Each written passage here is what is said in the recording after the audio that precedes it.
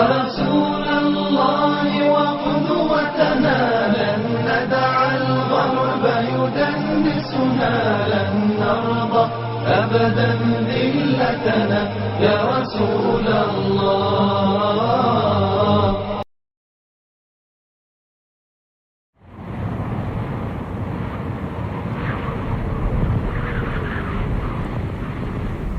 بسم الله الرحمن الرحيم. السلام عليكم ورحمة الله وبركاته. الحمد لله نحمده ونستعينه ونستغفره ونعوذ بالله من شرور أنفسنا وسيئات أعمالنا. من يهده الله فلا مضل له ومن يضلل فلا هادي له. وأشهد أن لا إله إلا الله وحده لا شريك له وأشهد أن محمدا عبده ورسوله. سبحانك لا علم لنا إلا ما علمتنا إنك أنت العليم الحكيم. اللهم علمنا ما ينفعنا وانفعنا بما علمتنا وزدنا علما يا رب العالمين. Hürmetlik qarindoshlarimiz, bugungi darsimiz O'ligimiz kim degan temadagi darsning 6-qismi.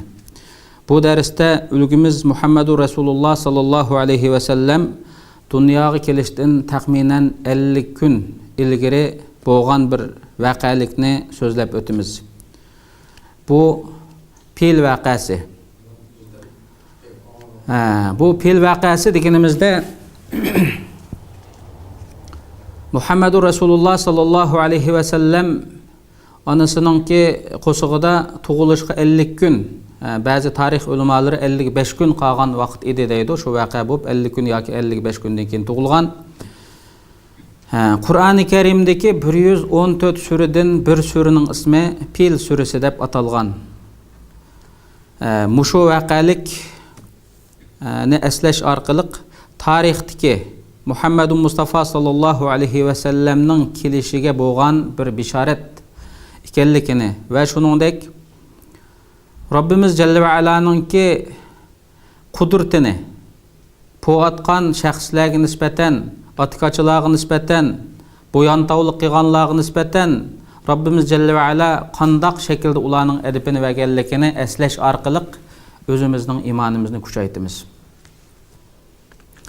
Endi bu voqea Yamanda boshlangan bo'lib, Yamanninki shu vaqtdagi valisi Abraha ibn Sabbah Ashram deydigan bir shaxs bu Habasiston deki padişahning Yamanda turishliq valisi. Yani Habasiston shu tarixlarda musulmonlar hijrat qilgan Habasiston, shu Habasistonning padişahlarini Najashi deydigan atalg'i bilan atildi ekan. Shu Najashiningki viloyati bo'lib bu Yaman, shu Yamanningki valisi bu yerda bir musulmonlarning shu vaqtdagi hamda bir butun e'tiqodiy jihat sog'lom bo'lmasimi, yana bir turkum kishilar İbrahim aleyhissalatu vesselam'dan ve İsmail aleyhissalatu vesselam'dan qilib qolgan tavhidiyat aqidasi bilan menga kelayotgan edimdi. Ve hatta ki bir qismlari shirk aqidasi de bo'lsa-mu, shu Ka'bani nihoyat ulug'laydigan bir xususiyat bor edi bularda. Shu qudrat topalganlar taqat yetganlik Ka'baga kelib, shu yani bir tavob qilib, gerçi uning ichidagi ba'zi bir shirk aqidalari bo'lgan bo'lsa-mu, butli bo'lgan bo'lsa-mu, shuni tavob qiladigan bir xil holat bor edi. Mana bu musulmonlarningki yoki shu davrdagi mushriklarning Ka'baga qarab yuzlanayotganligini, Ka'bani tavob qilayotganligini ko'rgan Abraha bir hasad yuzsidan nihoyat cho'ng bir chirkovni soldirdi. Yamanning San'a degan hozirgi Yamanning poytaxti shu o'ringa bir cho'ng bir chirkovni soldirdi. Buni nihoyat hayvatli qilib yasaydi. Kishilarni tadrijiy shu Ka'bani tavob qilmay, mishani tavob qilinglar deydigan ideyaga boshlash uchun qilgan ish edi bu. Haqiqatan endi bu putib kishilarni shunda qilay deb turgan vaqtida Hijaz arablardan Kanana qabilasidan bo'lgan bir arab kishi kechida berib, bu yerga cho'ng tarat qilib, shu cho'ng taratini shuningki shu mihrab deb hisoblanadigan yerlarga cho'ng taratini sukab qo'yib, qochib ketdi. Bunu bu Ebrehe anlap nayt pek açık keledi. Pek xap oldu bununla. Şunun bilen bu şunda qasam qılıdı ki, men şu Ka'bani örüp etmeydigan bolsam dep qasam qılıdı. Ahir bu Ka'bani örüp etişke nurgulluğan qoşununu başlap keledi. Bu qoşunun sanını bazı tarihi kitaplarda 60 bin etrafında bolgan deydi. Şu devrige nispeten nayt çoğun qoşun eken bu. Şunun bilen birlikte pil şu devrdeki nayt ilgar uruş üskünleri maşinaları hesaplandıken hazırkı tanka yoki şunun okşagan top ok atıdığan bazı saymanlar okşaş şu devrige nispeten en ilgar bir uruş saymanları hesaplandıken 10 neçe dane filni heydep özü en çoğun bir pilgi minip Muzdalifa bilen Mina teginin oturusudaki Mugammes deydigan bir yerge düşüdü bu. Şu Yemen'den mangançılık müşahit kelip müşahit toktap bu aralıklarda yani bazı tarihi vakalikler var. Bunu da çok toktulup ötmeyimiz. Bu yerge düşüp bolap bütün askerlerini bir yerleştirip şunun olan etrafındaki kişilerge sizler Mekke'ye evvel kirip şulağa özanlarının hayvanlarını bir köstüp koyanlar. Şularning mal-mulklarini taqtınla yetişçe bir qur bulap, bulan-talan qilib bir ep chiqanlar deb shundaq deydi. Şunun bilan bu Ebrehe'nin askerleri Ka'ba'ning etrafiga kirib, yani şu Quraysh qabilalari Ka'ba'ning etrafidagi şu kishilarningki mal-mulklaridan azdır köptür bir narsalarni ilib oladi. Uçurgan, ko'zga chiliqqan narsalarni. Bularning ichida Abdülmuttalib degan bu kişi Cenab-ı Resulullah'ın boğusu hem de çoğun dadisi. Bu kişininki 200 tane tügüsü boğan, bu 200 tügüne ilvalı demdi bunun askerleri. Şunun bilen bu narsalarni heydep özü şunu başkurduğun bir orun apırıp turdu. Bu Ebrehe bu joyda jim tutturdu tık askerler bilen birlikte bir bütün uruşqa yürüş qilmaydı. Bu Mekke'deki kişiler, Quraysh qabilesi iningdan başqa barliq qabileler bular aslida bu Ka'bani qo'llab qilish kerak. Bularning e'tiqodidimi Ka'bani nayt ulug' joy deb biladimdi. Gerçi sherik e'tiqodi bo'lgan bo'lsa-mu, nurg'un kishilarning osandagi bir qilib qolgan kishilarning tavhidiyat e'tiqodi bor, mushriklarga o'xshash, mu'minlarga o'xshash, ya'ni musulmonlarga o'xshash bir e'tiqod bilan, bir ideya bilan Ka'baning hurmatiga kelgan vaqtida buning ixtilof yo'q. Hammamiz hurmatlik ulug' joy deb shundaq hurmat qildi ekan. Hattoki mushriklarning beshiga cho'ng xafalıqlar kelgan vaqtida ey Ka'baning Robbi, mening ma ishimni manda qilib bergin deb duo qildi ekanda. Bu shundaq bir Ka'baning Robbiga, ya'ni Allohga bo'lgan e'tiqodi o'z loyiqida bir shaklda bo'lgan. Hamda ma butlarga ibodat qilishda Qur'oni Karimda, ya'ni boshqa oyatlarda ularga bizning ibodat qilishimizdagi sabab ma butlar asli Allohga bizni yaqinlashtirdi deb ibodat qilamiz deb Sura Zumarda bu haqda Rabbimiz jalla va ala bizga tushuntirdi. Bu şekilde bo'lgan. Hamda bu Quraysh mushrikleri bu Ebrehe'nin qo'shonini, bunun hayvisini, bunun nayt dağdug'uluq kelganlik xabarini anglab, bularning kuch yetmaydiganligiga, kuch yetmaydi ham haqiqatan shu vaqtdagi davrga nisbatan askariy kuchini aytgan bularning. Bularga kuch yetmaydiganligiga ko'z yetib, shuning bilan bular keçip ketishni, Ka'bani tashlab tog'larga bir jiroq bir yerlarga chiqib mol-mulkimizni nimani ilvasi, jinimiz saqqasi deydigan bir ideya bilan turayotgan vaqti. Haqiqatan mol-mulklarning bir qismini ilib olgandan keyin shuning bilan ikkinchi qitim yana bir elchini evatidi. Sizlar sen berib shu Ka'baningki eng cho'ng oqsoqolini tepib, shu oqsoqol bilan bir ahvollashgan, shuning nima fikri bor? Bizning asli maqsadimiz biz bular urushqa qilganmidik. Faqat Ka'bani o'rib tuzlasakla bo'ldi. Shuni o'rib etib ketamiz. Bizning boshqa ishimiz yo'q. Bu shuni yetkizgan ularga deb shundaq deydi.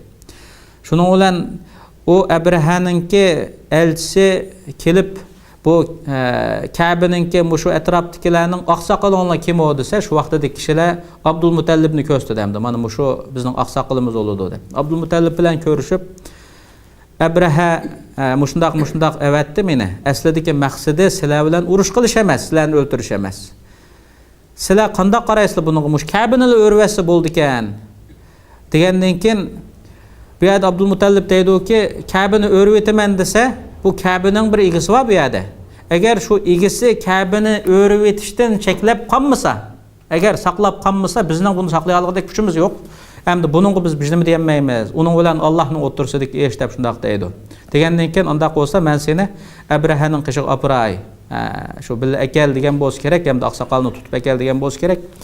Shuning bilan bu Abdulmutallib degan bu kishini Abrahaning elchisi Abrahaning qishiga opirdi. Opagan vaqtida bu Abdulmutallib nihoyat hayvatlik, o'zi cho'ng, oqsoqol, bakkiliqi ko'rkam kishi ekan bu. Buni ko'rgan Abraha nihoyat o'zi joyida turolmay, o'zining o'ltirayotgan taxtiravandan tushib, taxtiravanda bil o'lto'g'izaydi distiqi, o'zini o'ltiradigan yeriga uni loyiq ko'rmay.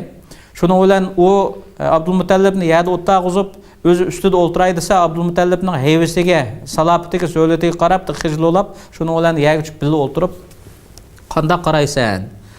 Seninki menga deydigan bir gaping bormi? Mendan birini so'ramsan degan vaqtda Abdulmutallib mening shu 200 tugamni bersan o'lati deydi.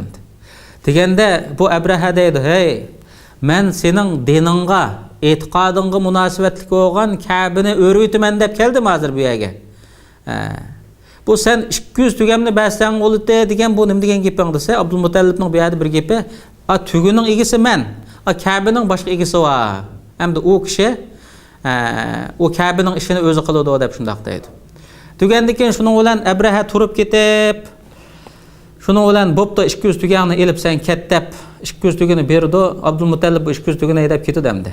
Shuning bilan Abdulmutallib bu yerda kishilarga, boshqa qabila boshliqlariga, boshqa kishilarga ahvolni yetkazdi. Sizlarga urush qilib kelmaganlik rost ekan, sizlar urush qilmaydi ekan, sizlarni o'ltirmaydi ekan, faqat bu Ka'bani chiqib etishgan uning maqsadi. Onda qo'yganda biz bu Ka'bani egasiga topshirib, biz baribir kuchimiz yetmagandan keyin tog' jilg'ilariga chiqib shu yerda jinimizni jon etib turli deb shunday deydi. Degandek hammasi shu tog' jilg'ilariga chiqdi. Ka'ba shu holat qoldi hamda, qanday qiladi deb. Mana shu paytda Abraha askarlarni qayta ratlab, tizib, pillarni qayta ratlab, pilga eng cho'ng pilga o'zi mingandan keyin bu pilga qaytadan minib bu yerda bu o'zi Ka'baga qarab yo'l olmoqchi bo'ldi. Shuning bilan shu Ka'baga oldini qilib bu qilgandan keyin heliq Abraha mingan cho'ng pil qattiq medelg'ini unmaydi bu yerda. Yetib oldi, o'zi uni tatib baqidi, urib baqidi, hattoki paltiningki chuldisi bilan mengasiga uyg'onmi debdi. Mushundaq darajada u pil har qancha qilsa pil harakat qila olmaydi. Ka'baning oldidan, Ka'ba tarafdan shundaq o'ng ya sol ya oq tarafga yuzlandi bo'lsa, pil darhol qo'pab u tarafga jug'urib mangdi ekan, ammo Ka'ba tarafga bir qadam mang'ul olmagan. Mushundaq holatda mushundaq hapilishib tursa, ushar qushlar kelib ustidan tosh tashlagan. Estaizu billah, alam tara kayfa fa'ala robbuka bi ashabil fil? Ey Muhammad sallallohu alayhi va sallam. Fil egillarini Robbing qanday qilganligini ko'rmadingmi? Hamda bu yerda fil egillari degan bu kishilar kim o'dis Abraha va uning askarlari. Mushlarni qanday qilganligini ko'rmadingmi? Aslida Janob Rasululloh bular kelgan vaqtida yo'q edi. Onasining qo'sqida aytdimda. Ko'rmaganligi rost hamda. Lekin bu xabar xuddi ko'rganga o'xshash, nihoyat ro'shan, nihoyat aniq xabar bo'lganlikdan ko'rmadingmi deb Robbimiz jalla va ala bu shaklda ifodalagan. Fa'ala robbuka bi ashabil fil alam yaj'al kaydahum fi tadlil. Ularning hili-mikirsini halokatchilik qilmadimi Robbing? Ya'ni ularning qilayotgan hili-mikir, haromzadaligini, Ka'bani o'rib etishdan iborat bo'lgan bu ishlarni halokatchilikda o'zining ziyniga qilmadimi? Sen buni bilmadingmi? Albatta Muhammad Rasululloh sallallohu alayhi va sallamga bildirish bu ahvol va bizlarga bildirish. Biz mana shu hozirgi davrimizda shundaq bir voqeaning bo'lganligini Qur'oni Karimning bu xabari orqali bilamiz hamda.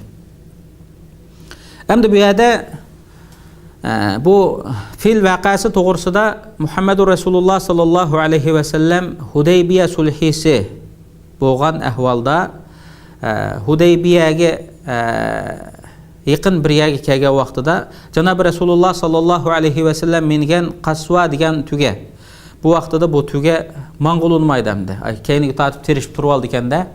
Shuning bilan atrofida kishilar bu Qasva bu mangmaydigan bo'lib qopti yoki mang'ul olmadi degandek bir ifoda bilan ifodalagan vaqtida Janob Rasululloh sallallohu alayhi va sallam bu tugini shu pilni turg'uzgan Allah turg'uzdi bugun bu yerda. Buningda bir hikmat bor. Payg'ambar sallallohu alayhi va sallamning pil voqeasi haqidagi labzan degan, ya'ni ochiq oshkor bo'lgan labzi hadislardan birisi bu shaklda keladi. Demak, muşu şekilde bularına ait çoğun heyvi bilen keldi, üstüdün hem de taş yağdırıldı bunun ahırda. Rabbimiz Celle ve Ala bularını kandak kılvatkallıkını, kandak halakkigallıkını bayan kılıdı.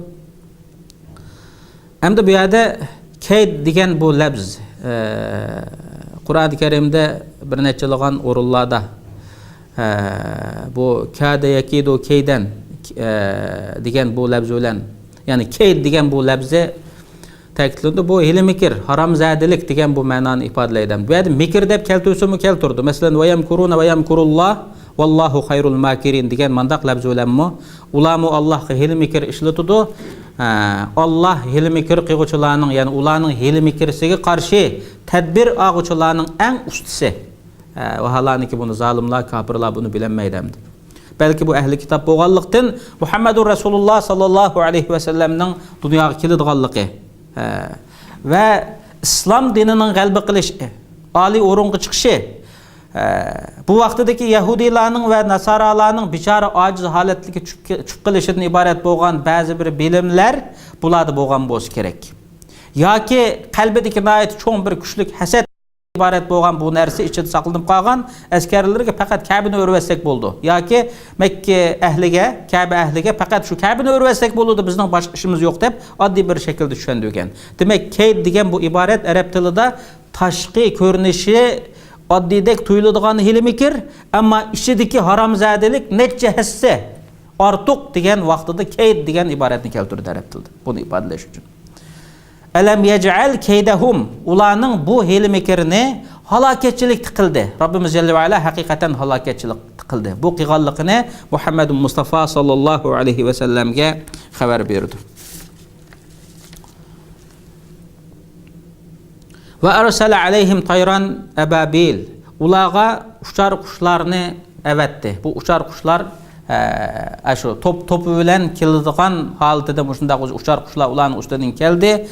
Tarmihim bi hijaratin min sijil, ularning ustiga sapal taşlardan bo'lgan mushundaq taşning uvoqlarini, ya'ni nuqutchilik cho'nglikdagi deb tafsirlaydi tafsir ulamolari.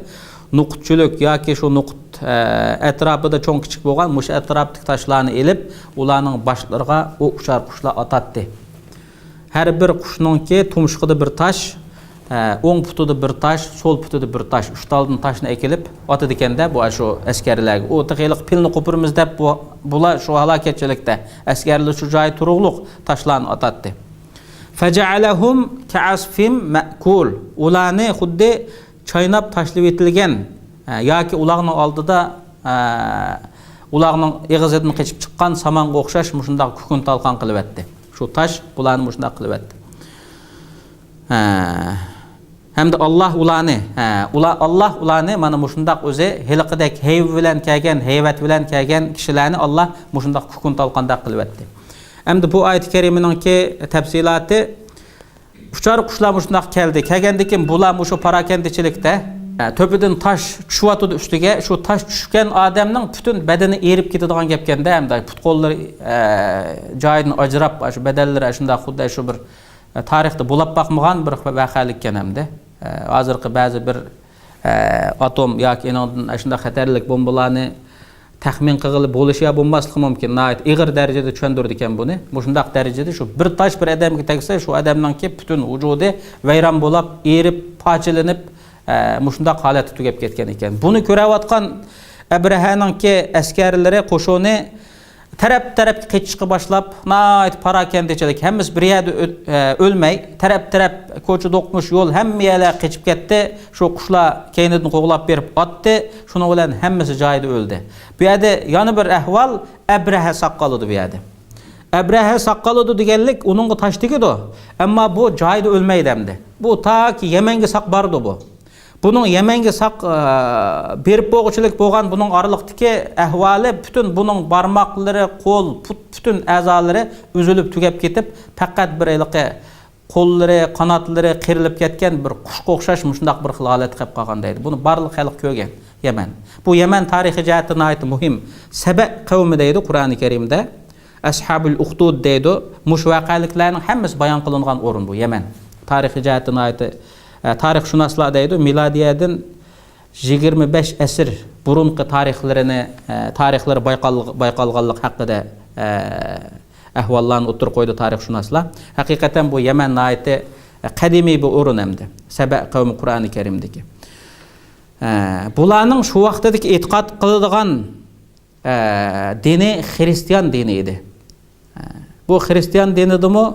Aslida sap Xristian bo'lsa, Allah'ның kitabını o'zgartib etmey, asli holatiga e'tiqod qilgan bo'lsa, balki bundaq eskilishib ketmagan bo'lishi mumkin. Eskilishib ketmaydigan, badbaxt bo'lib ketmaydigan bo'lishi mumkin. Ammo bular bu shundaq shaxsiy o'chmanlik, shaxsiy g'araz, yomon niyat, hasadxo'rlik noiti avjab ketganlikdan mana shundaq bo'lgan. Endi bu oyat-i karimadan va shundaqli bugungi bu darsimizdan bizning oldigan foydamiz. Endi bu yerda Muhammedun Mustafa sallallahu aleyhi ve sellem dunyoga kelishdan 50 kun yoki 55 kun burun mushundaq bir ahvol bo'lgandan keyin bu yerda Makka mushriklarimi buni ko'rdi.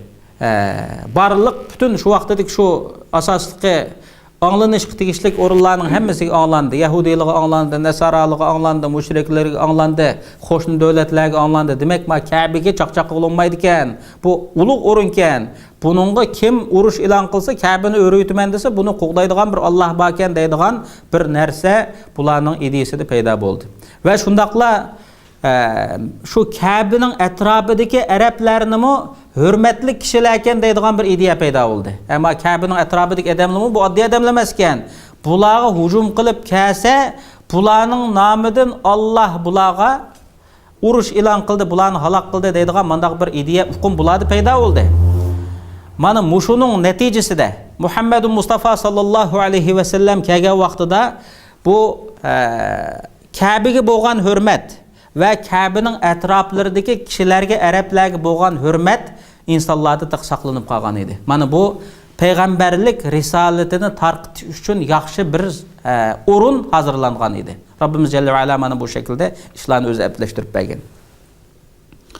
Shundaqli bu yerda bizningki yana bir bu darsdan oldigan ibrat nima deganda, tarixdan buyon din dushmanlarining ichida Yahudilar, Nasaralar islom diniga kecharmi kunduz taqat qanchalik yetsa shunchalik suiqasd planlab kelmoqda. Hozirmi shundaq? Yahudilar qilib turdi, Nasaralar shuni qilib turdi. Taqat yetishlik shundaq bir o'zi suiqasd qilib musulmonlarni qanday qilsak shuni bir ojizlashtiramiz, yo'q qilamiz. Qanday qilsak shu hozirgi shu Ka'baningki tavob qilayotgan insonlarni dunyoning boshqa bir yeriga yuzlantirib, shu yana tavob qiladigan bir xil holat keltiramiz deb bundaq qiladi. Va halaniki Rabbimiz jalla va ala buningga yo'l qo'ymaydi. Har vaqt Rabbimiz jalla va ala yo'l qo'ymay keldi, buningdan keyin buningga yo'l qo'ymaydi. Shundaqla bizning davrimizdami islomga aloqador bo'lgan har qanday muqaddasatlar bo'lsa, har qanday islomning ulug'lishiga tegishli bo'lgan islom dinida bundaq bir hurmatlik narsalar bo'lsa, islom ahli buni taqit etishga qo'g'dash kerak. Taqiti faqat yetmaganda, amali yo'q vaqtida sog'lom bir niyat bilan buni qo'g'daydigan Rabbimizga bo'lgan e'tiqodimizdan sustlashmasligimiz kerak. Bu yerda ba'zi kishilar mushrik dedik, yo ko'pincha mushrik dedik. Ammo mushrik turib nima dedi? Mushrik turib Allohning qo'g'dashdan iborat bo'lgan bu qudratiga bular sal qarmadi. Buning bir egasi va qo'g'daydi dedi. Shunami ya? Buning bir egasi va qo'g'daydi dedi. Haqiqatan uning egasi qo'g'didi. Va shundaqla bizning hozirgi davrimizdami bizning Qur'oni Karimni ko'ydiryotdi, kitobni ko'ydiryotdi, u bo'layotdi degan ba'zi bir masalalarni anglaymiz hamda. Buni anglasak, agar biz xapo'g'ili boshlasak, yig'ilg'ili boshlasak, biz faqat kulanmagidek darajada xapo'liq bor bizning beshimizda. Ammo biz qo'limizdan kelganini qilamiz. Qog'inni buning egasi bor. Bunun egisi buni qo'g'daydigan, hozirgi kaychilik qo'g'dab kelayotgan egisi va bu egisi Alloh, buningdan kim buni qo'g'daydi. E'tiqodimizda shunday bir hukm bo'lish kerak.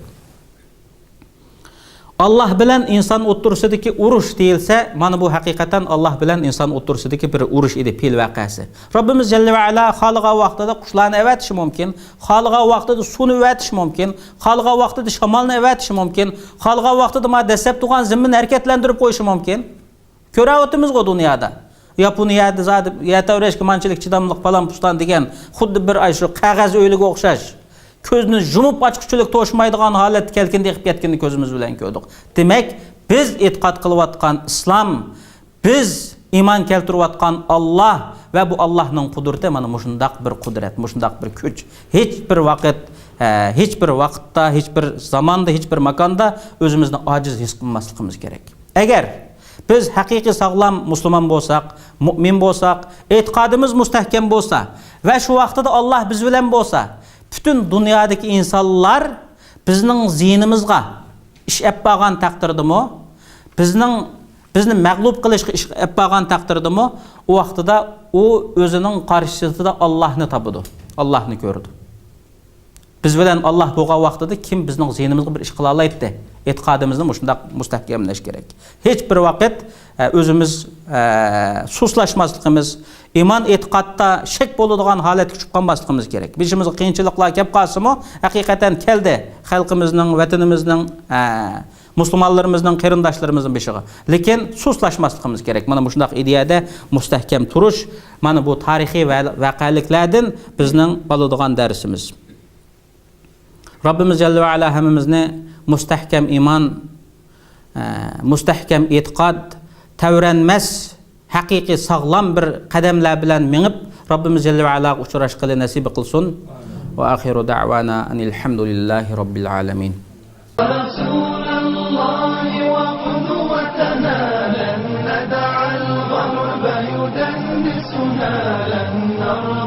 أبدا ذلتنا يا رسول الله يا رسول الله وقدوتنا لن ندع الغرب يدنسنا لن نرضى أبدا ذلتنا يا رسول